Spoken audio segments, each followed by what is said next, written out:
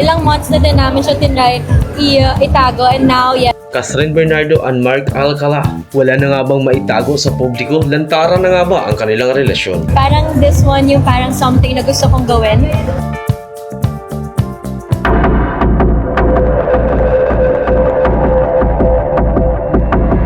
Papa You at Showbiz Top List. This year.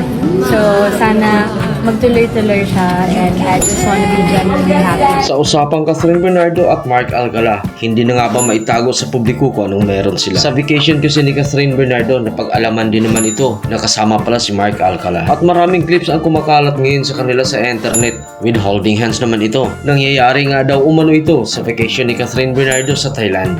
At isa nga sa nagpahayag nito ang Inquirer.net na ayon pa dito sa post, "Look, Catherine Bernardo, Mark Alcala hold hands in public in Thailand." Pero mas nauna nang kumalat ang clips sa internet na magkasama nga si Mark Alcala at Catherine Bernardo. Kaya say naman ng netizens, ano naman ngayon, dalaga naman si Catherine Bernardo at binata din naman si Mark Alcala, na ikinalungkot naman ito ng karamihan sa mga solid Kasniel na hindi pa nakamove on, na buong akala nila ay magkabalikan pa ang Kasniel. At ating matatandaan, una nang ipinahayag ni Catherine Bernardo na hindi niya nababalikan ang nakaraan, lalo na umano ang kanyang malagim na love life. Pero gaya lamang ng ating laging sinasabi, hanggang walang sinasabi sina Catherine Bernardo at Mark Alcala into publicity, wala rin tayong sasabihin na umano kung anong merong senaryo sa relasyon nila. Maraming netizens ang natuwa at marami naman ang nadismaya. Pero gaya na lang nasabi ng karamihan, kailangan din naman ng may privacy kung anong meron si Catherine Bernardo. Pero may ilan sa nagsasabi, dahil sa kasikatan umano ni Catherine Bernardo kaya kumapit si Mark Alcala. Pero yun ay isang predictions lamang ng karamihan, dahil gaya ng sabi ng ilan,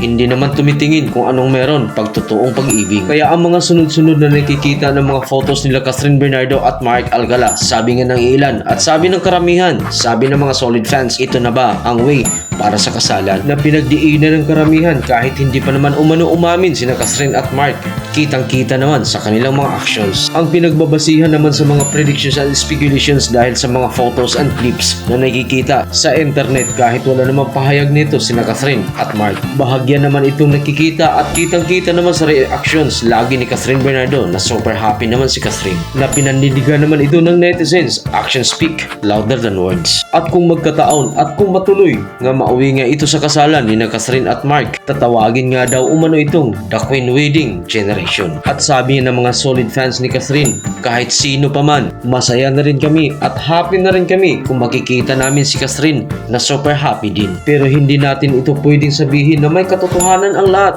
Hanggat walang sinasabi into publicity sina Catherine at Mark Alcala, wala rin tayong sasabihin. Kahit naging trending at naging viral ang kanilang mga photos sa Thailand, wala pa rin silang sinasabi at wala pa rin silang pahayag patungkol dito. Kaya naman hindi pwedeng pangunahan ang tibok ng puso ni Catherine at ni Mark. O baka mas maniniwala tayo kung biglaan na lang ang lahat. Kayong mga netizens at solid fans, ano nga bang sa inyo patungkol kay Catherine at kay Mark?